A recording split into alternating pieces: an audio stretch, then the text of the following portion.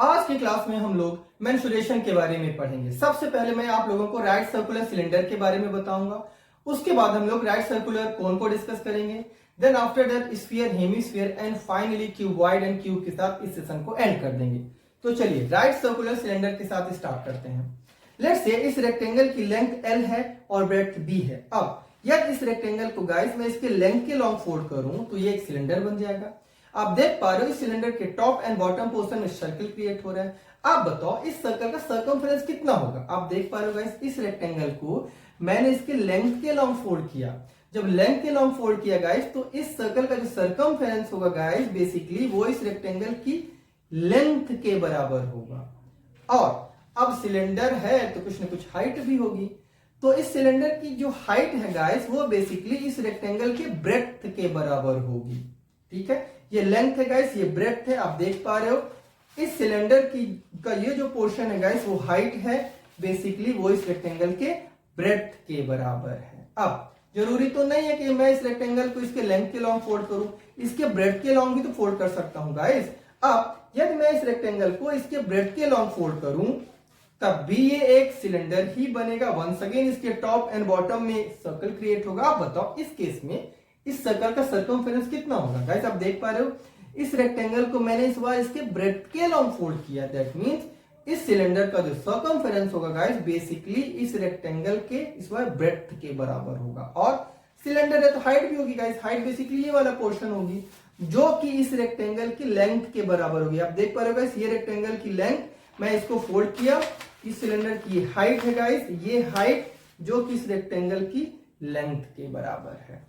चलिए अब हम लोग राइट सर्कुलर सिलेंडर के टोटल सरफेस एरिया को डिस्कस करते हैं। यदि मैं प्लेन लैंग्वेज में कहूं गाइस तो किसी भी ऑब्जेक्ट की टोटल सरफेस एरिया बेसिकली वो पोर्शन होता है जिसको हम टच कर सकते हैं। अब देखो इस सिलेंडर का top and bottom portion covered नहीं है, दैट मींस इसके टॉप एंड बॉटम पोर्शन को हम टच नहीं कर सकते। तो इस केस में इस सिलेंडर की total surface area basically cylinder के कर्व्ड सरफेस एरिया के बराबर होगी। तो चलिए यही कैलकुलेट करते हैं। लेट्स से इस सिलेंडर की हाइट h है और रेडियस r है।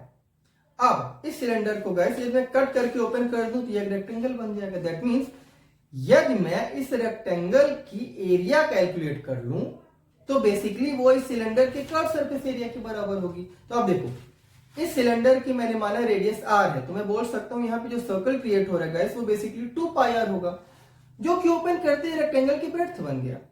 इस सिलेंडर की जो हाइट थी गाइस वो ओपन करने के बाद इस रेक्टेंगल की लेंथ बन गई। तो यदि मैं इस रेक्टेंगल की एरिया कैलकुलेट करने की जाऊंगा गाइस तो वो होगा 2πr इंटू h जो कि इस सिलेंडर के कर्व सरफेस एरिया के बराबर होगी। अब सुनिए यदि मैं इस सिलेंडर के टॉप एंड बॉटम पोर्शन को कवर्ड कर दूं तब तो इस केस में हम इसके टॉप एंड बॉटम पोर्शन को टच कर सकते हैं। और इसका top and bottom portion guys basically दो फ्लैट सर्कल से कवर्ड होगा। अब दैट मींस अब इसके टोटल सरफेस एरिया में गाइस हमें इसको भी कंसीडर करना पड़ेगा क्योंकि अब तो मैं इसको टच कर सकता हूं। तो उस केस में गाइस इसकी टोटल सरफेस एरिया होगी curve surface area 2πrh plus इन दोनों फ्लैट सर्कल के एरिया 2πr स्क्वायर। नाउ चलिए अब हम लोग इस सिलेंडर के वॉल्यूम को डिस्कस करते हैं। जैसा कि मैंने बताया लेट्स से इस सिलेंडर की जो रेडियस है वो r है, हाइट h है। तो आप बताओ ना इसका वॉल्यूम कितना होगा। देखो वॉल्यूम मैं बोलता हूं गाइस होता है basically length into breadth into height किसी भी ऑब्जेक्ट का। यदि वो 3D ऑब्जेक्ट है तो अपन लेंथ इंटू ब्रेड्थ की जगह पर एरिया तो लिख सकते हैं ना, तो एरिया इंटू h। अब आप बताओ इस सिलेंडर में ये जो सर्कल क्रिएट हो रहा है गाइस उसकी एरिया πr² होगी कि नहीं। तो πr² basically length into breadth के बराबर होगी, है कि नहीं। और जो हाइट है गाइस वो सिलेंडर की हाइट h है, तो ये सर्कल की एरिया πr² और सिलेंडर की हाइट h, तो πr² h बेसिकली एक तरीका हो सकता है गाइस याद करने का सिलेंडर का वॉल्यूम। ना अब सिलेंडर को डिस्कस करने के बाद गाइस हम लोग आते हैं राइट सर्कुलर कोन पे। लेट्स से इस राइट एंगल ट्रायंगल की जो बेस है गाइस वो b है, जो हाइट है वो l है और जो स्लैंट हाइट है वो h है। अब यदि आप इस राइट एंगल ट्रायंगल को इसके लेंथ के अलोंग 360 डिग्री इसके बेस के अलोंग यदि आप इस राइट एंगल ट्रायंगल को इसके बेस के अलोंग 360 डिग्री मूव करा दो तो बेसिकली ये एक राइट सर्कुलर कोन बन जाएगा। अब आप बताओ उस राइट सर्कुलर कोन की रेडियस क्या होगी? गाइस यदि आप इसको इस राइट एंगल ट्रायंगल को इसके ब्रेड्थ के अलोंग मूव करा रहे हो तो इस केस में जो राइट सर्कुलर कोन के बेस में सर्कल बनेगा, जो उसकी रेडियस होगी वो बेसिकली इस राइट एंगल ट्रायंगल के बेस बी के बराबर होगी। और इस राइट सर्कुलर जो कोन बनने वाला है गाइस, बताओ उसकी हाइट क्या होगी? इस राइट एंगल ट्रायंगल की हाइट होगी, जो कि मैंने कितना माना? L। और याद रखिएगा राइट सर्कुलर जब कोन बनेगा ना गाइस तो उसकी स्लैंट हाइट भी होगी। तो स्लैंट हाइट कितनी होगी गाइस? इस राइट एंगल ट्रायंगल के हाइपोटेन्यूज के बराबर। मैंने माना इसकी हाइपोटेन्यूज h है तो वो h हो जाएगी स्लैंट हाइट। नाउ अब जरूरी तो नहीं है कि मैं राइट सर्कुलर कोन इसके बेस के अलोंग ही मूव करके बना सकता हूं। अब यदि मैं इस राइट एंगल ट्रायंगल को गाइस इसके हाइट के अलोंग मूव करा दूं तब भी तो एक राइट सर्कुलर कोन क्रिएट हो जाएगा। अब बताओ उस केस में राइट सर्कुलर कोन के बेस में जो सर्कल बनेगा उसकी रेडियस क्या होगी? बेसिकली ये इसकी हाइट L के बराबर होगी। और उस राइट सर्कुलर कोन की हाइट किसके बराबर होगी गाइस? इस बेस B के बराबर। और स्लैंट हाइट किसके बराबर होगी गाइस? इस हाइपोटेन्यूज H के बराबर। तो मैं एक चीज देख रहा हूं गाइस, ऑब्जर्व कर रहा हूं कि आप चाहे इस राइट एंगल ट्रायंगल को इसके बेस के अलोंग मूव करो या हाइट के अलोंग मूव करो, इसकी रेडियस चेंज हो जाती है, इसकी हाइट चेंज हो जाती है, बट जो स्लैंट हाइट है H वो चेंज नहीं होती है। तो चलिए अब हम राइट सर्कुलर कोन के सरफेस एरिया के बारे में डिस्कस करते हैं। तो गाइस राइट सर्कुलर कोन का जो कर्व सरफेस एरिया होता है बेसिकली वो होता है पाई आर एच। मतलब H मैंने क्या माना यहाँ पे? स्लैंट हाइट माना। तो याद रखिएगा यहाँ पे जो मैंने पाई आर एच वर्ड यूज किया गाइस वो स्लैंट हाइट है, हाइट नहीं। क्यों? क्योंकि मैंने इस राइट एंगल ट्रायंगल के हाइट को हाइपोटेन्यूज को H मान लिया है। ठीक है, तो मैं बोलूंगा राइट सर्कुलर कोन का जो कर्व सरफेस एरिया होगा pi R H, where H is the slant height of the right circular cone. Now अब यदि मैं ये बोलूंगा इस राइट सर्कुलर कोन का टोटल सरफेस एरिया, तो टोटल सरफेस एरिया में गाइस इसके बेस को भी कंसीडर करना पड़ेगा। तो कर्व सरफेस एरिया में ये जो बेस में इसके सर्कल बनेगा उसके एरिया ऐड कर दो, that is pi are square. यदि मैं ये बोलूं कि सर्कल का लेट्स से रेडियस r, मतलब r ये b के बराबर है, तो मैं मान सकता हूं चलो रेडियस r है तो pi R L plus pi are square, जहां पे r क्या है बेसिकली गाइस?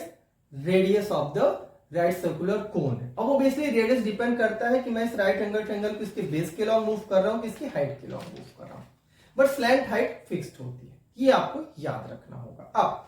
अब यदि मैं बोलूंगा इस राइट सर्कुलर कोन का वॉल्यूम कितना होगा, तो राइट सर्कुलर कोन का वॉल्यूम होता है guys 1/3 pi are square h. अब चलिए cylinder and right circular cone, right circular cylinder and right circular cone के वॉल्यूम को डिस्कस कर लेते हैं। तो देखिए मैंने अभी बोला था गाइस राइट सर्कुलर सिलेंडर का जो वॉल्यूम होता है गाइस वो होता है पाई आर स्क्वायर एच। आप याद रखना गाइस राइट सर्कुलर कोन का जो वॉल्यूम होता है वो होता है 1/3 पाई आर स्क्वायर एच। अब मैं ये मान रहा हूं गाइस कि जो राइट सर्कुलर कोन हमारा बना एंड राइट सर्कुलर सिलेंडर बना, लेट्स से दोनों की रेडियस r है और दोनों की हाइट h है। तो मैंने बताया राइट सर्कुलर सिलेंडर का होता है pi are square H, right circular cone का होता है 1/3 पाई आर स्क्वायर एच। तो मैं देख पा रहा हूं गाइस जो राइट सर्कुलर कोन का वॉल्यूम है बेसिकली वो 1/3 है सिलेंडर के वॉल्यूम के। तो यदि मैं ये बोलूं लेट्स से मैं एक सिलेंडर लेता हूं, राइट सर्कुलर कोन लेता हूं, दोनों का रेडियस r है, दोनों की हाइट h है। तो राइट सर्कुलर सिलेंडर को पूरा भरने के लिए गाइस आपको 3 ग्लास पानी की जरूरत पड़ेगी, लाइक से 3 ग्लास लिक्विड वाटर कुछ भी हो सकता है, और एक ही ग्लास में राइट सर्कुलर कोन भर जाएगा। क्यों? क्योंकि राइट सर्कुलर कोन का जो वॉल्यूम है गाइस वो 1/3 है राइट सर्कुलर सिलेंडर के वॉल्यूम के। ना तो गाइस हम लोग राइट सर्कुलर कोन को भी डिस्कस कर चुके हैं, राइट सर्कुलर सिलेंडर को भी डिस्कस कर चुके हैं। अब हम लोग आते हैं स्फीयर एंड हेमिस्फीयर पे। यदि मैं स्फीयर को डिस्कस करूंगा तो स्फीयर का जो टोटल सरफेस एरिया होता है आप देख पा रहे हो बेसिकली इसके कर्व सरफेस एरिया के बराबर होता है। अब देखो इसमें फ्लैट सरफेस कोई है ही नहीं, अब देखो स्फीयर में कोई फ्लैट सरफेस है ही नहीं, जब फ्लैट सरफेस है ही नहीं तो बेसिकली स्फीयर का जो कर्व सरफेस एरिया होगा वही इसकी टोटल सरफेस एरिया होगा। तो स्फीयर का कर्व सरफेस एरिया होता है guys 4 pi are square, where r is the radius of the sphere. अब स्फीयर का वॉल्यूम कितना होगा गाइस ये आपको याद रखना होगा 4/3 pi are cube, where r is the radius of the sphere. चलिए अब हम लोग समझते हैं हेमिस्फीयर को। अब इस स्फीयर को कट कर दो तो एक हेमिस्फीयर बन जाता है। आप इस ऑब्जेक्ट को हेमिस्फीयर कंसीडर कर सकते हो। गाइस लेट्स से इस हेमिस्फीयर की रेडियस r है। आप देख पा रहे हो गाइस इसका टॉप पोर्शन कवर्ड नहीं है, तो इस हेमिस्फीयर की टोटल सरफेस एरिया बेसिकली इसके कर्व सरफेस एरिया के बराबर है। क्यों? क्योंकि इसका टॉप पोर्शन कवर्ड नहीं, तो हम इसको टच नहीं कर सकते हैं। तो आप बताओ इसकी कर्व सरफेस एरिया कितनी होगी गाइस? अब देखो, यदि इस ऑब्जेक्ट को मैं सेम ऑब्जेक्ट से ऊपर कवर कर दूं तो एक स्फीयर बन जाएगा।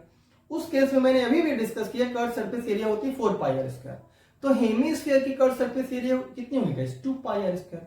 और इसका ये वाला portion top view guys covered तो है नहीं, तो कर्व सरफेस एरिया बेसिकली इसकी टोटल सरफेस एरिया होगी, that is 2 pi are square. अब यार मैं इसके टॉप पोर्शन को कवर कर दूंगा तो बेसिकली ये एक फ्लैट सर्कल से कवर होगा।